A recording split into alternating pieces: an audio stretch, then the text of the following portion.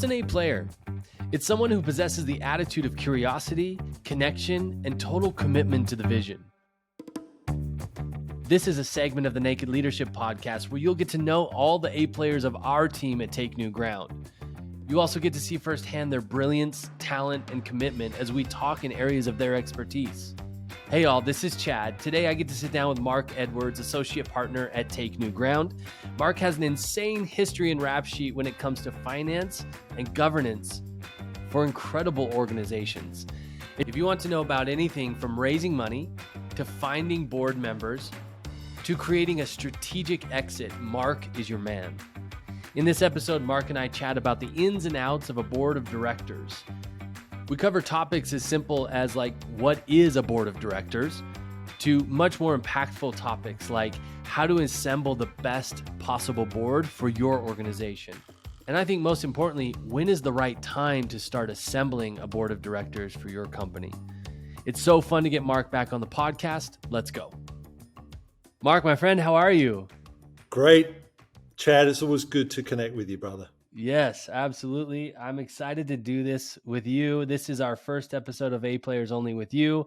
And I'm excited for the topic. I'll tell you, I am excited for our conversations in particular, because I would say out of everybody that we're bringing on for the A Players Only series, you dance in the area that I know least about. And so that excites me because this is all stuff that will really help me support my clients. It will also help me support the conversation on the podcast in other areas. So I just want to let you know, I really appreciate your time. It's an honor to have you. And I really appreciate all your experience and knowledge that you can bring to the table. Well, thank you. Thank you. It's an honor to be here. Always love chatting with you. So let's hope we can generate some value in the next 30 minutes or so. That's the goal. That's goal number one. So we're going to talk about formulating a board today. And there, our listenership of founders is in lots of different phases of their business. Some of them might still be solopreneurs, and some of them are running, I know some of them are running companies where they have 100 employees, maybe looking at going public, maybe whatever. It's just it's all across the board. So some people will have a really deep understanding of what the function of a board is, and some will know nothing. So in that spirit, first off, what I want to talk about is just a little bit of your background, if you don't mind, that brings you to the conversation as an expert in this topic. Well, first off, I wouldn't call myself an expert, but I do have quite a bit of experience. My first kind of up close and personal exposure to boards was 3 decades ago. I was an officer of a public company. We're a NASDAQ 100 company. I was an officer of that, which has certain responsibilities, but also dealt extensively with our board during that time. And they were very engaged. And I learned a lot from interfacing very regularly with public board members, both internally through acquisitions, lots of activity there. And then at that time, I also went on my first private board, made an investment, went on the board of a company. I'd done nonprofit stuff before that, schools and churches and things like that. But the first private company board was 3 decades ago. And that was in conjunction with an investment alongside venture capitalists. And it was really interesting because I'd been an operator up until then and had reported to boards. But to actually go on a board was a different set of responsibilities. And then shortly thereafter that, I raised a venture fund and actually ended up going on more than 35 boards over the last 3 decades. Wait, how many boards do you have to be on to become an expert? That's what I want. I have no idea. I mean, I have no idea. But I have been on more than 35 boards over the years, and I've learned a huge amount. Most of those with early stage companies, and it's really I've understood the importance and role of the board. And it has many, many fundamental roles, which we can unpack here in the next 30 minutes. And there's really a lot to talk about. Why do you have a board? How do you do a board, the mechanics? And we can run through as much of that. And probably good if you ask me some questions. Yeah. Yeah, well, why don't we talk about the principles first? What is the purpose of a board? Just get us really like that elementary level lesson. Right, and let's have the context of for-profit enterprise, right? Yes, yes, Um, absolutely. so in the for-profit enterprise, you have three stakeholders. You have the shareholder, you have the operator, they run the business, and then you have the board that sits between the two. Now, if you think about it, I look at the accountability. So we have accountability that runs from the operators, the CEO and the C-suite who run the business are accountable to the board, and then the board is accountable to the shareholders, and the appointment goes the other way. Shareholders appoint the board, and the board actually appoints the CEO, and usually will weigh in on the senior executives as well. So you have accountability going one way, and the appointment going the other way. And the reason we do this is there can be lots of shareholders. Yeah, public companies can have thousands of shareholders. Private companies can have dozens of shareholders. And it would be too much for the operators, the CEO and the executive team, to be corralling, listening to, getting feedback from what could be dozens and dozens to thousands of shareholders. So the board sits in between the two. I view it as sort of the grease or the gasket or something. It's a protective measure that sits between the operators so they can run the business and the shareholders so they can actually have an accountability from the operators for their equity position. So that's sort of basic principles 101. Where does a board sit? And that begs a lot of questions then about, well, when do you need a board and Yeah, who let's should be on start the there. board? When do you start considering a board for your organization? Well, that's a great question because often founders get boards foisted on them, meaning they don't really make that decision, it's made for them. So, Because the investors are ready for it. well, the investors will require it. Anytime Require you it. take outside money, friends, family, and fools, they who will just go along. But any organized or professional investor is going to require a board because they're going to want to have governance, and that's the main term to think about, governance implemented in the company. So anyone who's contemplating in any way in the future taking on outside investment is going to have a board put on them.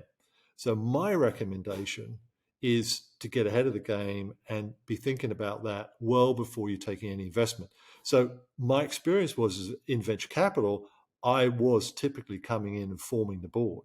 And that gave me a certain amount of control and power as an investor, knowing that there was no board there. So yeah, I had views on how to structure boards, and there is ultimately the shareholders appoint the board, and if there's no board, then the shareholders can, even minority shareholders, say venture capitalist comes as a minority shareholder, can still actually get board control by the way in which they appoint the board.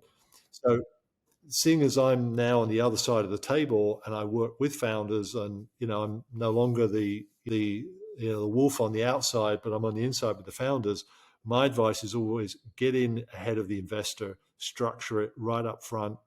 Think about it when you're forming the company. If you're forming a corporation or an LLC, in your formation documents, be thinking about how do you want the governance to be, because it's often left until later. It's like, oh, well, look, I'm running the company, I own the company.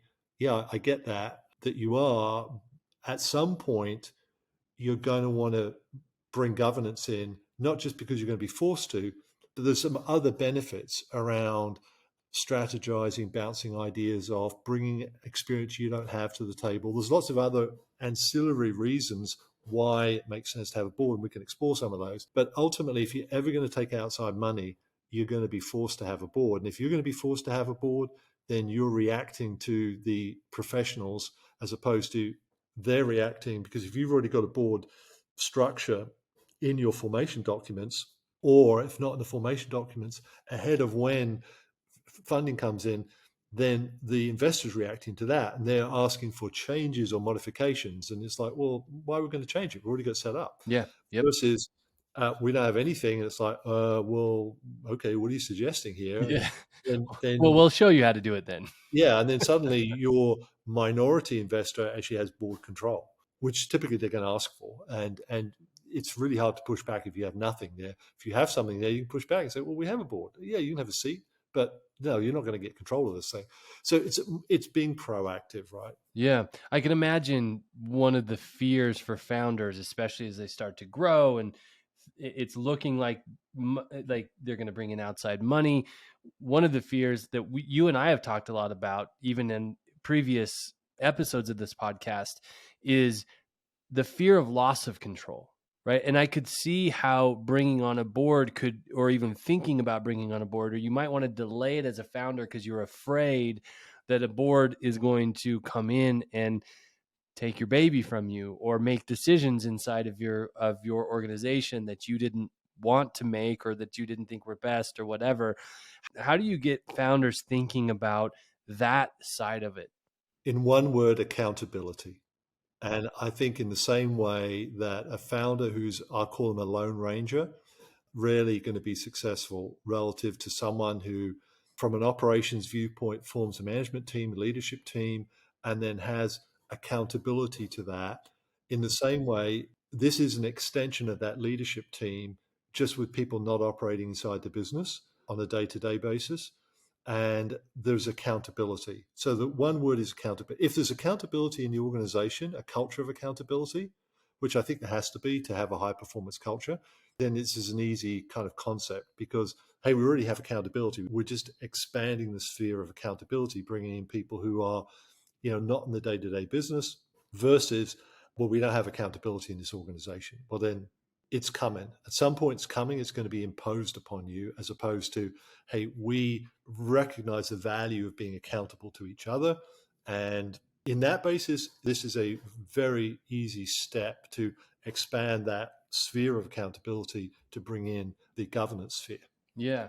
And it also like strikes me is if you assemble the right board, there's so much more possibility for you because if you're open to hearing what you're not seeing, or if you're open to understanding that not all the ideas originate from you, you can't anticipate all of the tripwires, like all of that sort of stuff. So if you actually see feedback as a benefit, a net benefit for you as a founder and for your company and for the people you employ, a board is a really powerful, it's like a superpower.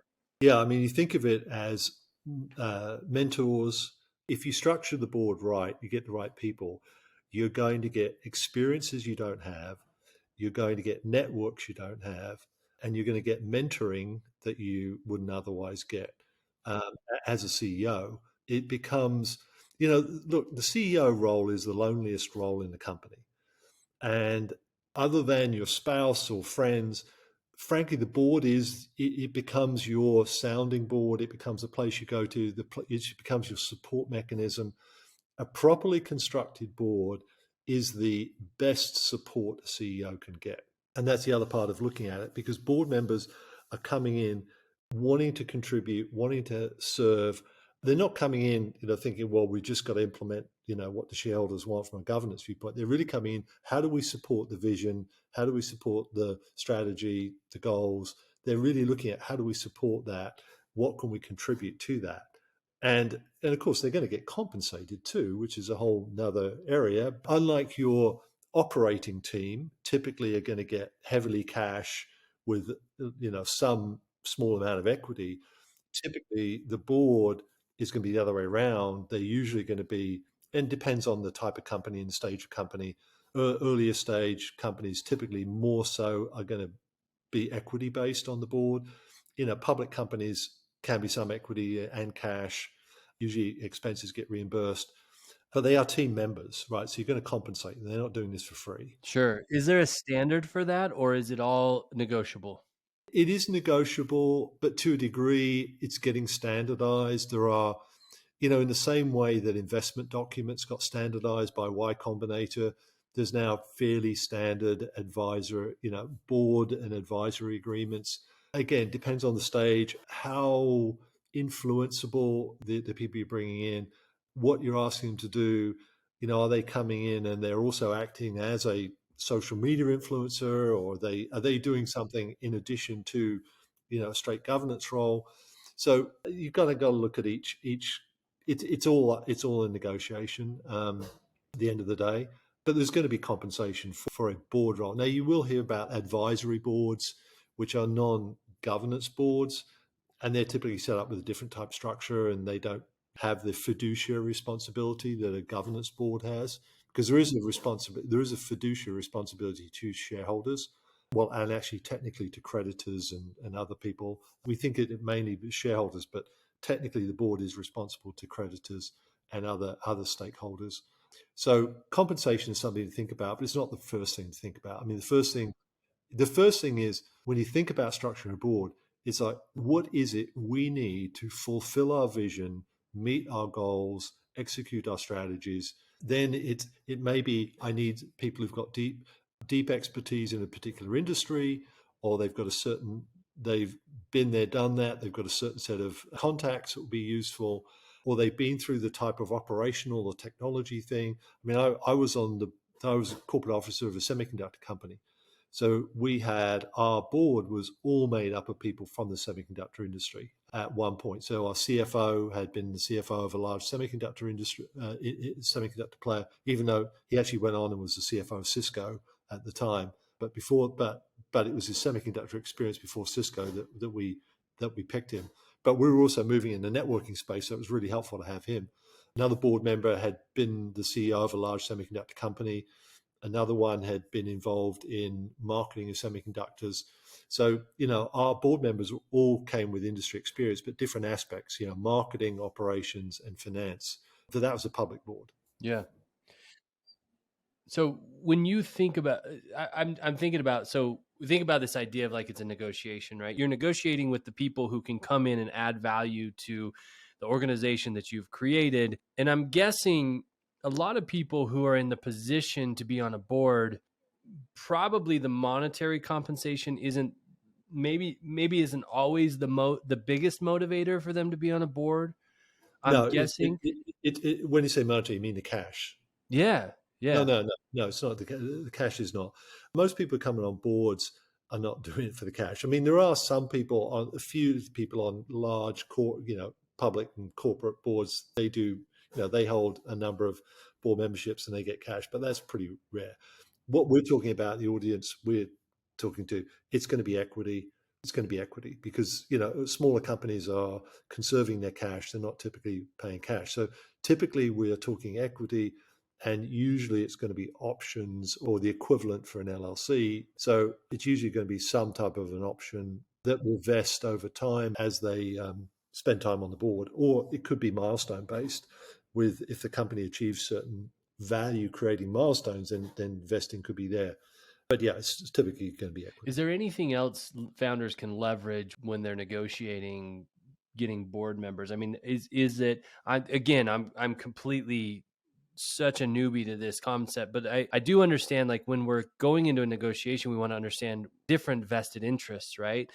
Are those the only two real vested interests that founders have, or is there resume or clout, or is like what other things can you utilize as you're negotiating this to get the people that are going to be meaningful to your board?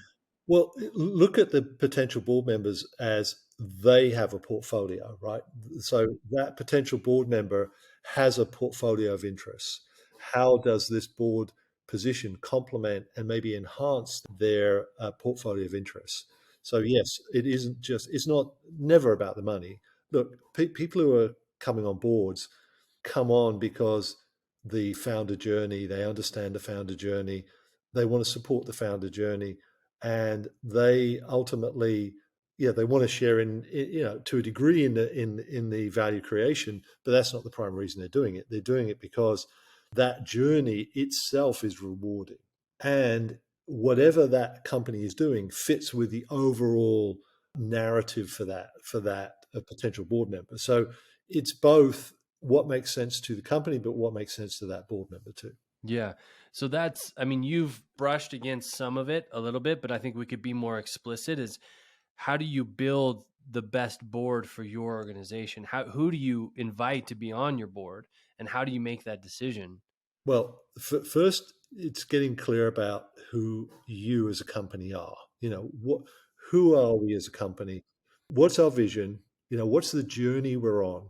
And I always look at company building as journeys, right? This is a shared journey. It's a shared journey for the operating team, for the leadership team, and the other members of the company, the employees. There's a journey. So there's an enrollment into that journey. Similarly, what we're doing is we're enrolling board members into that. So, but we're also looking at what do we need to go to progress on our journey, to go down the path. What resources do we need? And some of those are hired, some of those are purchased. And in the case of the board members, we are hiring board. I mean, at the end of the day, we're hiring board members. It's just they're not working in business, but we're hiring them. So there's effectively a job description. There's a set of needs that we have, just like we hire inside a company. We hire developers, we hire production people, we hire finance people, we hire salespeople, marketing people. We hire people with different functions. The board should be thought about in the same way. We might want one financial person, but we don't want all financial people on the board. We might have one marketing person. We don't want all marketing people. The important thing about the board complexion is the variation. It's important that we have a variety of experiences and views, people who will look at things differently, view things differently. Also, be prepared to ask stupid questions. They've confident enough that there's no such thing as a stupid question, and that's usually more experienced people are pretty confident that way and self-assured and happy to ask a dumb question, because I've seen it happen many times that the board can just assume things, and you can ask a really stupid question and it stops everything in its tracks and finds out that we had this assumption that's really not grounded. But to come back to selecting the board, you're really saying, where do we need to go? And therefore, what resources, experiences, expertise do we need to get us there? What connections? And that will vary on the industry we're in, the type of service or product we're providing. And usually I advise people aim high. Like, if you could get whoever you wanted to get, Of course. who Yeah. would you get, right? Yeah. And you think about some of the. I mean, there are some well-known people who now just the word because they're well-known doesn't mean they're necessarily going to be that helpful. But sometimes they're very helpful, sometimes they're not so helpful.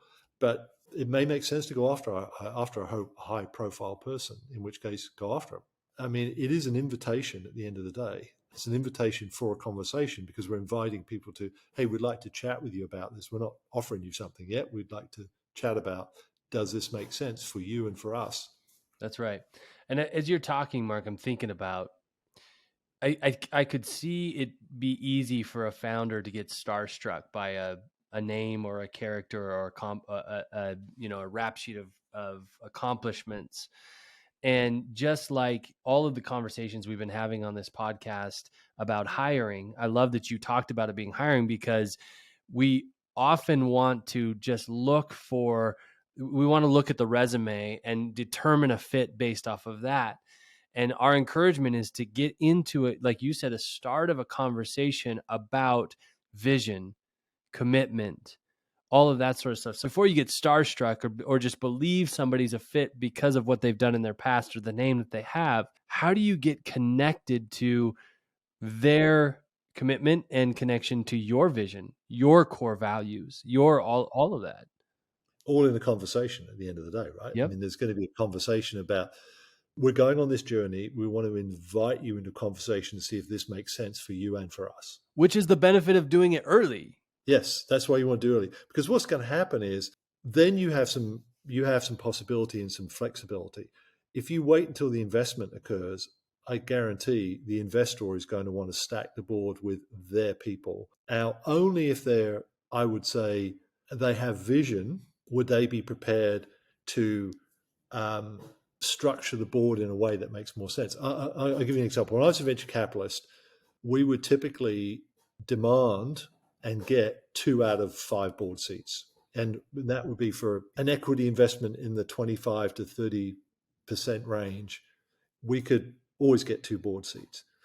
But putting 2 people from the same venture capital firm on a board, there's no real value in that. There's value in one. So I would tend to say, okay, here's what we're going to do. Instead of me asking for 2 board seats, let's do this. We have a seat, you have a seat, and then the other 3, we're going to mutually decide on that, right? And so I didn't see the benefit of getting as many board seats for me as I could. What I wanted to do was make sure that I could guide the majority of the board seats to be independent people that we could leverage their experience, their networks, their contacts, all these things. And so I would tend to go in and structure and say, well, we're going to have 5 board members. Yes, you found to get 1, we get 1. And then the other 3, we're going to mutually agree on those. And that's going to be tied to what's the vision, what's the business plan, where are we going, who do we need to help us on that journey. So at that point, I was going in there, but I would see other VCs just want to stack the board with as many, because they were viewing it as a control issue. And if you view it as a control issue, I think you've missed the whole point here. This is really how do you support and develop the company? And so that was just always my perspective, was never to try to get as many seats as I could, but to shape the board in a way that made sense to accomplish what we're trying to accomplish in the company. Yeah, makes sense. The beautiful thing about your journey, the ebbs and flows of your journey, is that you've been on both sides of it. Now you're really supporting the founder as they go through this journey. Is there any other coaching, any other thing that comes to mind, any other encouragement or whatever that you find yourself consistently giving to the founders that you're working with? Yeah, it's to view the board as a resource, not as a control mechanism. It's say, look, this is a way to get additional resource to build the team out really in a cash-light way. You conserve cash instead of, you're going to have to pay money to hire people on your executive team, your leadership team. But this is how you expand leadership team without spending cash. So think of it as a resource to help you get where you want to get, not as a control mechanism that's being imposed on you. But if you leave it, it will end up feeling like it's a control mechanism getting imposed on you by investors. So this is why I say get ahead of the game. Think about it as you're building out your team. This is part of building out your team, as opposed to I'm going to wait and have the investor tell me what to do. And it's like, well, why? Why would you do that? You can get to design your leadership team here, including the board, as opposed to sitting there waiting to be told, how I'm going to get control. Doesn't make any sense to me. So that I think is the biggest one. People, they don't understand why it's important to set up a board. They go, well, I own the majority of the company. I run the company.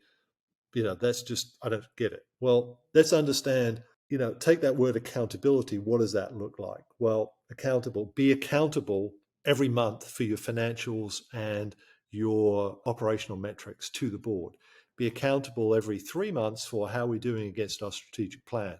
Every year, recraft or add a year to your strategic plan with the board. Be accountable. So there's embrace that accountability, because it'll really help the business and produce better results. Yeah, you can't do it alone. There's no purpose in being a lone ranger, especially if you've got a big vision for your product or what you want to do with your team. So Mark, your addition to this conversation is so valuable, and your addition to our team and what you work with. And we'll link your contact information in the description of this episode, so that if people want to reach out to you and need some support as they start thinking about governance and finance, there is no better resource, in my opinion. So I really appreciate you. This has been helpful for me. Well, Chad, it's always great to chat with you, and happy to support anyone who's interested in finding out more. Great. Bye-bye, everybody. Thanks. Well, my friends, thank you so much for joining us for another episode of the Naked Leadership Podcast. As a heads up, every Friday we post a Cliff Notes version of that week's conversation with all the highlights in under 5 minutes. Check that out for a quick and powerful reminder of the principles discussed. I hope this conversation has been valuable to you. If it has, the greatest compliment you could pay us is sharing it with somebody who could use it. Thanks so much for listening, and until next week, bye-bye, everybody.